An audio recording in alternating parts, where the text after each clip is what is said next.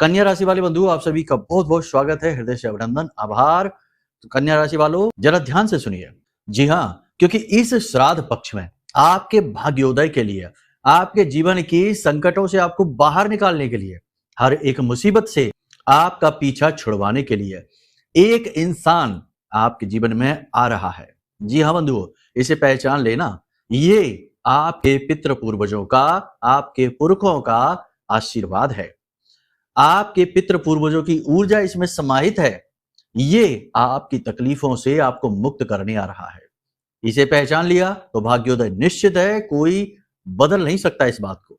और अगर नहीं पहचाना, अनजाने में कहीं इसका अपमान कर दिया, भूल चूक कर दी, तो फिर भाग्योदय के बारे में तो भूल ही जाओ, नई मुसीबतों के लिए भी तैयार हो जाओ। जी हाँ बंधुओं, कार्यक्रम बेहद खास, बेहद महत्वपूर्ण। आपको बताएंगे इस एक विशेष इंसान के बारे में जो अगले 3 से 5 दिनों में आपके जीवन में दस्तक देने जा रहा है, आपका भाग्य विधाता बनकर। जी हाँ, संकेत बताएंगे, नामाक्षर बताएंगे और इसके मिलने का विशेष समय काल और कारण भी बताएंगे। अंत तक कार्यक्रम को देखना, पहली चीज। दूसरी चीज, 5 बड़ी भविष्यवाणियां भी करेंगे जिनमें की सलाह रहेंगी कुछ बेहद पॉजिटिव, जी हाँ, आपके भाग्योदय की कारक बनेगी ये, और कुछ नेगेटिव जो आपके और ज्यादा पतन की कारक बनेगी। समय हमेशा जीवन में जो भी घटनाएं घटित करवाता है वे द्विअर्थी होती हैं, अच्छी और बुरी। सुबह कुछ अच्छा होगा, शाम को कुछ बुरा हो जाएगा। यदि बुद्धिमान इंसान है जो समय और काल का पूरा ज्ञान रखता है, वो परिस्थितियों को पहले ही भाप लेता है और उसी के अनुसार अपने जीवन में बदलाव लेकर आता है और बच जाता है अनहोनी घटनाओं से। तो यही कार्य आज आपको करना है। इस कार्यक्रम को देखकर सारी बातों को समझ लेना। एक एक बात आपके जीवन से जुड़ी है, आपके अपने जीवन की कहानी है ये, ठीक है। आप नहीं देखेंगे तो भला कौन देखेगा। इसी के साथ साथ आपको एक ऐसा महाज्ञान, उपाय नहीं कहेंगे, अगर हम इसे उपाय कह देंगे तो ये इस महाज्ञान की बहुत बड़ी क्षति होगी, इसका अपमान होगा। इस महाज्ञान को आपको हम देने जा रहे हैं। इस पितृ पक्ष में इस महाज्ञान को जिसने अपना लिया, हम लिख कर देते हैं अपने जीवन भर के अनुभव से आपको, क्योंकि हमने तरह तरह की विद्याओं का, तरह तरह के शास्त्रों का जो अनुभव हासिल किया, उसका निचोड़ है यह एक महाज्ञान। इस महाज्ञान को जो भी पितृ पक्ष में अपने जीवन में लेकर आएगा, उसके पितृ चाहे कितने ही कुपित क्यों ना हो, उस पर भयानक से भयानक पितृ दोष ही क्यों ना लगा हो, चाहे उसके जीवन में कितनी ही नकारात्मक स्थिति क्यों ना हो, वे सारी चीजें समाप्त हो जाएंगी क्षण भर में। क्योंकि इस विशेष ज्ञान का कार्य ही यही है कि यह पितरों को मुक्त कर देता है हर हालत में, चाहे कितना ही भयानक प्रेत क्यों ना हो। पितरों का स्वरूप, जैसा कि पिछले कार्यक्रम में हमने कहा था कि पितरों की 3 गति होती है। ऊर्ध्वगामी पितरलोक में, अधोगामी मृत्युलोक में प्रेत बन के भटकते हैं, और मुक्त पितर जो होते हैं वो तो वैकुंठ में, यानी कि भगवान के श्री चरणों में विलीन हो जाते हैं। कहने का मतलब ये है कि भयानक से भयानक पितरों का स्वरूप ही क्यों ना हो जो आपको पीड़ाएं पहुंचा रहा है, उससे भी आप मुक्ति दिला देंगे इस एक साधन मात्र से। और शास्त्रीय प्रमाण है इसके, ऐसा वैसा नहीं, ठीक है। आप खुद भी इसके बारे में लोगों से, अनुभवी ज्ञानी लोगों से चर्चा करेंगे तो आपको खुद बताएंगे। यानी कि बहुत ही खास है, बहुत ही खास है आज का यह कार्यक्रम। इसे किसी हालत में मिस नहीं करना, वरना एक बड़ी अपॉर्चुनिटी, बड़ा मौका आप गवा देंगे। एक चीज याद रखना, भगवान किस्मत का ताला बंद करके सबको देता है। आपके पुरुषार्थ से, आपकी मेहनत, आपकी लगन से, आपकी जिद से, और इन सब से ऊपर आपके ज्ञान से यह ताला खुलता है।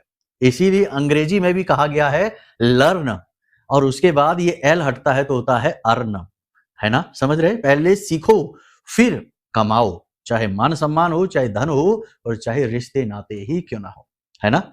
तो उम्मीद करते हैं आप सारी बात समझ रहे हैं। कार्यक्रम में अंत तक जरूर ठहरेंगे। ये आपके सब्र की, आपके धैर्य की बड़ी परीक्षा है।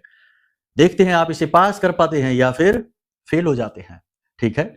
चलिए बंधुओं, अब अपनी परंपरा के अनुसार महामाई को याद करते हुए कार्यक्रम को शुरू करते हैं। पूरे भक्ति भाव के साथ कमेंट बॉक्स में लिख डालिए, जय मां भद्रकाली कृपा करो। महामाई ने निश्चित तौर पर आपके ऊपर कृपा की है, तभी तो ये कार्यक्रम आपको मिला है, वरना ऐसा कार्यक्रम तो पूरे YouTube पर आपको नहीं मिलेगा। हम लिख कर देते हैं ये बात, ठीक है, आप सर्च कर लेना। इतनी लगन से लोग नहीं बनाते, औपचारिकताएं तो सब करते हैं, ठीक है। भाव यदि माई के लिए और गहरा है तो ये भी लिख दो कि मैं भी माई के परिवार का हिस्सा हूं। ठीक है, चलिए अब अपने मूल विषय को शुरू करते हैं। जय माई की। बंधुओं, ज्योतिष और तंत्र विद्या के क्षेत्र में आचार्य अमित एक जाना माना नाम है। पूज्य गुरुदेव के साधनाओं और ज्योतिष विद्या के अनुभव बेहद दिव्य है। जी हाँ, पूज्य गुरुदेव ने जिसकी भी कुंडली का विश्लेषण किया और कुंडली के अनुसार उसे सटीक उपाय व महामाई माँ बगलामुखी की विशेष कृपा दी, उसके जीवन में सकारात्मक बदलाव तो आए ही है। फिर चाहे समस्या कितनी ही कठिन क्यों ना हो, समाधान तो अवश्य हुआ है। अब ऐसे में यदि आप भी अपने जीवन की किसी बड़ी समस्या से जूझ रहे हैं, जैसे कि कर्जा बढ़ता ही जा रहा है, काम धंधा और व्यापार सब रुक चुका है, रिश्ते नातों में तनाव हद से ज्यादा बढ़ गया है, पूरा जीवन ही नकारात्मकताओं से भर गया है, तो ऐसे में यही सही समय है जब आप श्रेष्ठ गुरु से मार्गदर्शन प्राप्त करें और जीवन के अंधकार को समाप्त कर दिव्य प्रकाश की ओर कदम बढ़ाएं। वीडियो में दिए गए नंबरों पर तुरंत संपर्क करिए और अपनी कुंडली का विश्लेषण व समाधान पूज्य गुरुदेव के द्वारा करवा लीजिए। देर ना करें, आपके देवी देवताओं के आशीर्वाद से ये मौका खुद चलकर आपके पास आया है, इसे गंवाना नहीं है। अभी फोन करें और गुरुदेव से मार्गदर्शन प्राप्त करें। महामाई आपका कल्याण करें। धन्यवाद। सबसे पहले 2-3 प्रश्न हैं जिनके हम जवाब देना चाहेंगे। बहुत सारे हमारे दर्शक हैं, प्रिय दर्शक हैं, भोले भाले लोग हैं जो ये प्रश्न हमसे पूछ रहे हैं लगातार। इनके जवाब, ये आपके भी प्रश्न हैं, हो सकते हैं कि आपके प्रश्न हैं ये, तो आप इन जवाबों को, सवालों को समझिए। पहला सवाल है, बड़ी जल्दी जल्दी समझते हैं। पहला सवाल है कि गुरुजी हमारी राशि अलग है, नाम की राशि अलग है और जन्म पत्री दिखाई तो उसकी राशि अलग निकल आई, अब हमारी असली राशि कौन सी है ना? ये प्रश्न है ना बहुत सारे लोगों का, शायद आपका भी होगा या आपके किसी रिश्तेदार या मित्र का होगा ये प्रश्न। तो जवाब सुनिए। पहले तो नियम अनुसार तो ये कहता है कि आपकी जन्म की राशि ही आपकी राशि मानी जाएगी हर हालत में, चाहे कुछ भी हो जाए। लेकिन अब यहां पर स्थिति दूसरी भी बनती है। ऋग्वेद का श्लोक है, यत पिंडे तत ब्रह्मांडे। समझ रहे हैं आप? अब यहां पर होता यह है कि लोगों की उम्र हो गई 50-50, 60-60 वर्ष हो गई और वो अपनी उसी राशि को पकड़ कर बैठे हैं। उसी के अनुसार उन्होंने राशिफल देखे, उसी के अनुसार उन्होंने अपने जीवन को ढाला है, बनाया है, एक सांचा, एक रूप दिया है। और 60 वर्ष या 50 वर्ष की उम्र में किसी को अपनी जन्म पत्री दिखाई और पता चला कि राशि तो कोई और है। तो अब वो इंसान क्या करे? उसके जीवन का एक बहुत बड़ा हिस्सा उसी राशि के अनुसार बीता है। तो हमारा अनुभव कहता है कि फिर आपकी वही राशि है जो आपने हमेशा समझी है, यानी आपकी नाम राशि। ठीक है, आपके ऊपर आपकी नाम राशि जितनी बेहतर तरीके से फलित होगी उतनी आपकी जन्म राशि नहीं होगी फलित। ठीक है, ये सूत्र लगेगा ऋग्वेद से, जहां पर कहा गया कि यत पिंडे तत ब्रह्मांडे। आपका ये जो पिंड है ये आपने उसी राशि के अनुसार ढाल दिया है, तो अब आपका ब्रह्मांड उसी के अनुसार निर्मित हो चुका है। अब अगर आप अपनी जन्म राशि को लेकर चलते हैं तो चीजें फलित होनी बंद हो जाएंगी। ठीक है, आपके प्रश्न का जवाब मिल गया है। पहला प्रश्न ये है। दूसरा प्रश्न ये है कि क्या गुरुजी ये जो पितृपक्ष चल रहे हैं, इस पितृपक्ष में कोई शुभ कार्य, पूजा पाठ, अनुष्ठान नहीं कर सकते हैं, चीजें नहीं खरीद सकते हैं? क्या करें क्या ना करें? शॉर्टकट में समझिए, बड़ी फास्ट बताते हैं आपको। 2 तरीके के कार्य होते हैं पूजा पाठ से जुड़े हुए, धार्मिक कार्य, मांगलिक कार्य।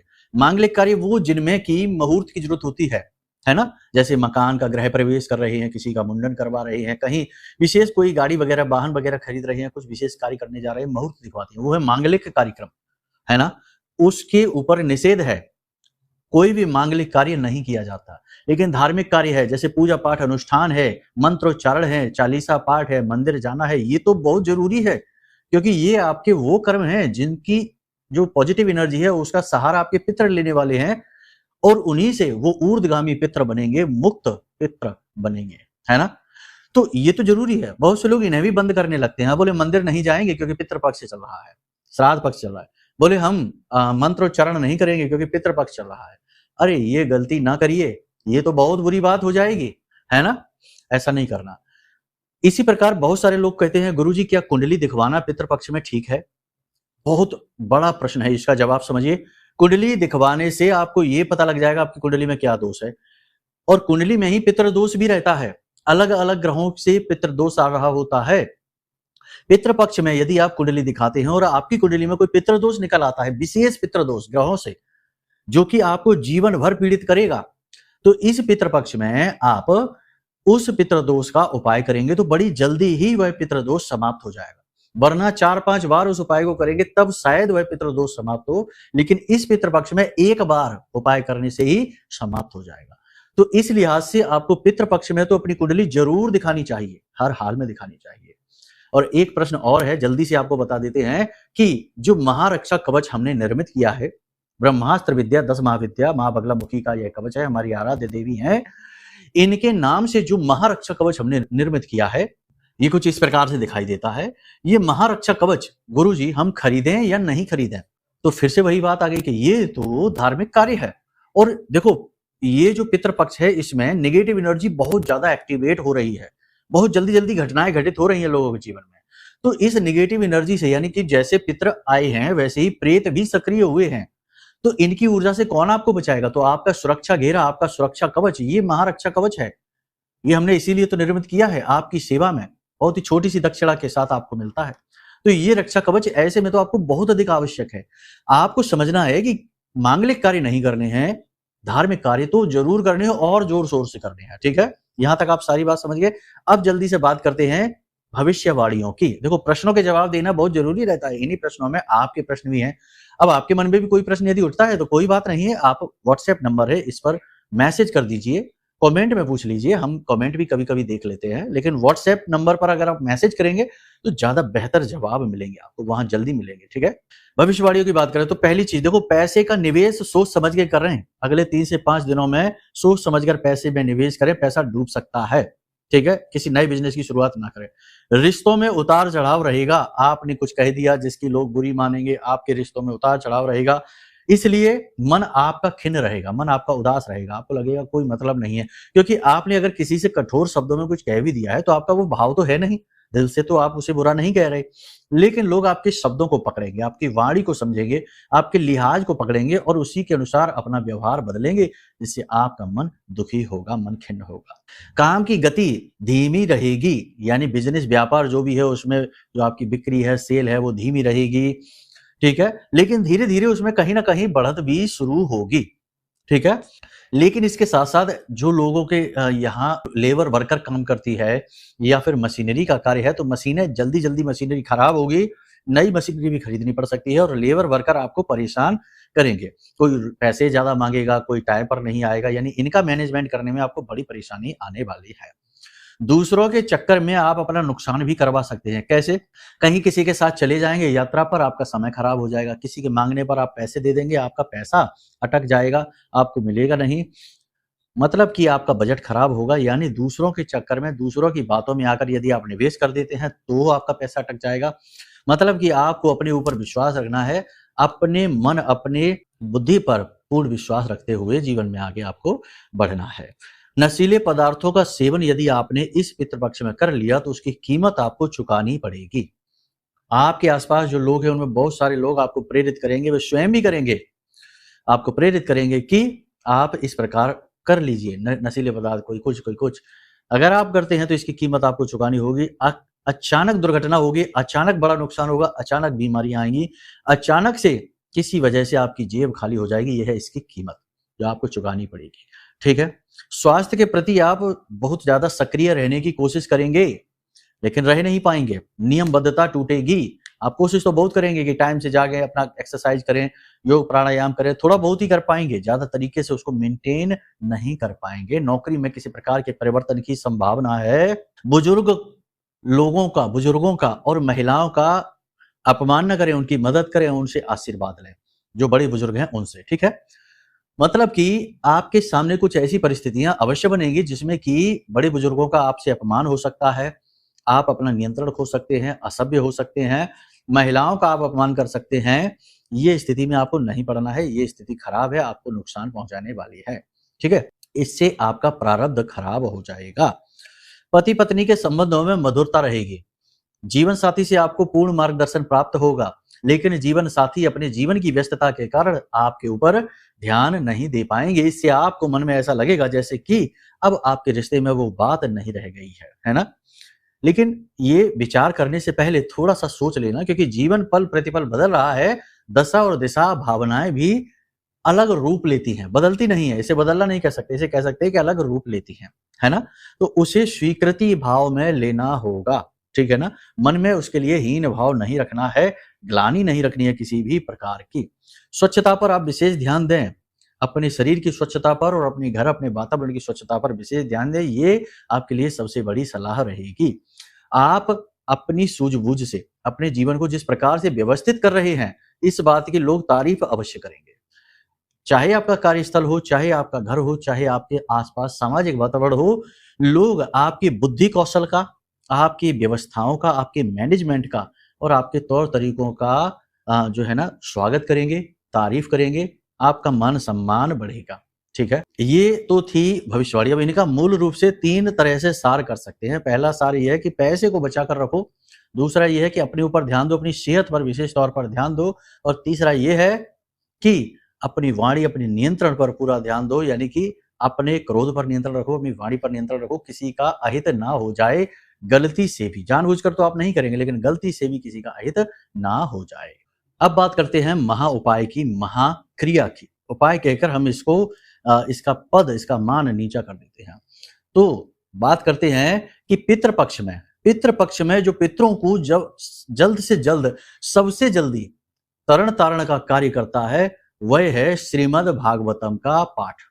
जी हाँ, श्रीमद् भागवतम के बारे में यह कहा जाता है कि यह आपको कैसे मृत्यु को प्राप्त करना है, ये सिखाता है। अन्य जो 18 पुराणों में से 17 पुराण कहे जाते हैं, वो ये सिखाते हैं कि आपको भगवतमय जीवन किस प्रकार जीना है। लेकिन एक श्रीमद् भागवतम ही ऐसी है जो ये सिखाता है कि भगवतमयी मृत्यु कैसे प्राप्त करनी है। अब मृत्यु का नाम आते ही भय मन में ना आए, याद रखना ये भी उतना ही कठोर सत्य है जितना कि जन्म, जितना कि सूर्योदय और सूर्य का अस्त होना। जिस प्रकार सूर्य उदित होता है, सूर्य अस्त होता है, सूर्य की मृत्यु नहीं होती, उसी प्रकार जीवन का भी उदय होता है और जीवन का भी अंत होता है, परंतु आपकी मृत्यु नहीं होती। आप तो मर ही नहीं सकते हैं, क्योंकि आप उस परम तत्व महासागर से निकली उसी जल की एक बूंद है ना। मरता तो केवल हमारा अहम का भाव है, स्व का भाव है कि हम कुछ हैं, ये भाव मर जाता है, लेकिन इसके अंदर बैठा बीज, इसका तत्व कभी नहीं मरता है। ठीक है, यहां तक समझा। तो अब बात करते हैं श्रीमद् भागवतम की। तो एक छोटी सी कथा है ना, चित्त लगाकर सुन लेना। देखो, बड़े भाव से आपको बता रहे हैं चीजें, फिर आप है ना नकली ज्ञान तो जगह जगह से ले आएंगे, फंस जाएंगे, कुछ भी नहीं होगा। सार तत्व की बात यही हम करेंगे, क्योंकि हमारा अनुभव है ना। तो ध्यान से सुनिए, श्रीमद् भागवतम की कथा है, उसमें धुंधकारी गोकर्ण का प्रसंग है। आत्मदेव नाम के जो ब्राह्मण है ना, तो उन्होंने बड़ी प्रयासों से, बड़ी तमाम तरीके की चीजों से करके, कैसे भी करके पुत्र प्राप्त किए। देखो, ये कथा तो बहुत लंबी है, शॉर्टकट में सुनाते हैं। 2 पुत्र थे उनके, एक गाय से उत्पन्न हुए, इसलिए उनके कान जो थे वो गाय जैसे थे, तो गोकर्ण नाम रखा, और एक धुंधकारी। ठीक है, असल में दोनों ही इनके पुत्र नहीं थे, लेकिन ऊपर से दोनों इनके पुत्र हैं। ठीक है, धुंधकारी बहुत ही ज्यादा खराब था, बहुत ही मतलब कह सकते हैं कि निगेटिव मानसिकता का व्यक्ति था, और गोकर्ण बड़ा ही सज्जन। तो बाद में सब जब कथा समाप्त होती है, तो अंत में धुंधकारी की भी मृत्यु हो जाती है। अब वह प्रेत बन जाता है, प्रेत बनकर भटकता है, और उसे मुक्ति प्राप्त नहीं होती है, भयानक प्रेत बनता है। गोकर्ण से आता है, कहता है कि भाई हमारी मुक्ति कराओ, कुछ भी करो। गोकर्ण 100 बार जाकर उसका श्राद्ध करते हैं, गया में जाकर, है ना। यही तो हमारी परंपरा है, गया में जाकर हम अपने पितरों के लिए पिंडदान तर्पण आदि करते हैं, श्राद्ध कर्म करते हैं। 100 बार करते हैं, तब भी गोकर्ण का तरण तारण नहीं होता, मुक्त नहीं होते, भटकते रहते हैं। अब धुंधकारी गोकर्ण से प्रार्थना करते हैं कि भाई भ्राता, किसी भी प्रकार से हमें मुक्त करो, हम बहुत पीड़ा में हैं। और बेचारे गोकर्ण व्याकुल इधर उधर भटकते रहते हैं।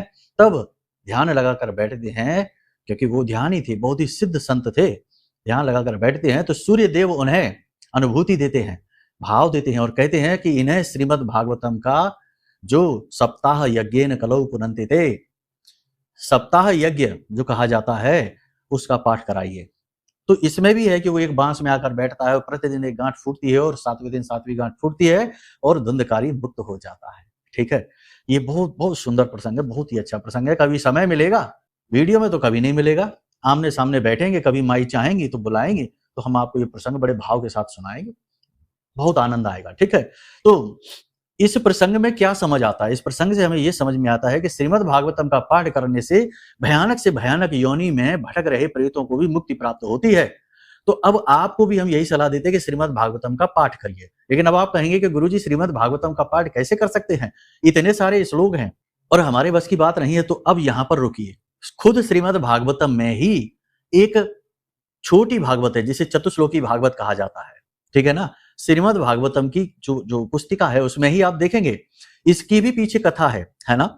जब भगवान ने सृष्टि के निर्माण के बारे में सोचा, तो सबसे पहले उन्होंने ब्रह्मा को उत्पन्न किया नाभि कमल से। ठीक है, तो ब्रह्मा ने जब पूछा कि मैं कौन हूं, कहां से आया हूं, तो भगवान ने उन्हें फिर ये श्रीमद् भागवतम की कथा केवल 4 श्लोकों में सुनाई है। यानी पूरी भागवत की जो कथा सार है वो केवल 4 श्लोकों में दे दिया है।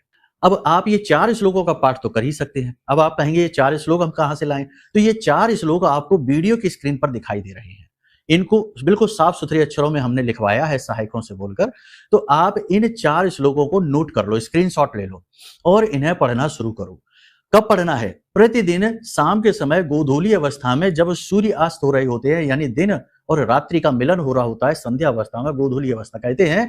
इस समय पर इस चतुश्लोकी भागवत को यदि आप पाठ करते हैं और कम से कम 11 बार पाठ करते हैं तो स्वयं सुखदेव जी कहते हैं कि हे राजा परीक्षित, जो भी व्यक्ति इस कार्य को कर लेगा उसके पितृ किसी भी स्थिति में हो, कैसे भी हो, मुक्त होंगे और वह स्वयं भी हर हालत में मुक्त होगा। जी हाँ, तो आपके लिए ये हमने दे दिया, ब्रह्मास्त्र है। ठीक है, क्या है चतुश्लोकी भागवत?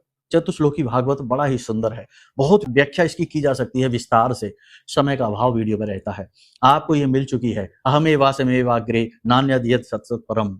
बहुत ही अच्छी इसमें व्याख्या की जा सकती है कि मैं ही हूं जो सब में हूं और मेरे अलावा कुछ भी नहीं है। नारायण भगवान कहते हैं, है ना, ब्रह्मा जी को समझा रहे हैं ये। तो आप इसका पाठ प्रतिदिन आप करिए। ठीक है, ये बहुत बड़ा ब्रह्मास्त्र है जो हमने आपको दिया है। अब जो अच्छे लोग हैं, सज्जन हैं, भावपूर्ण हैं, जिनके अंदर जीवंतता है, जिनके अंदर धर्म है, उन्हें तो हमारी सारी बातें समझ में आ चुकी हैं।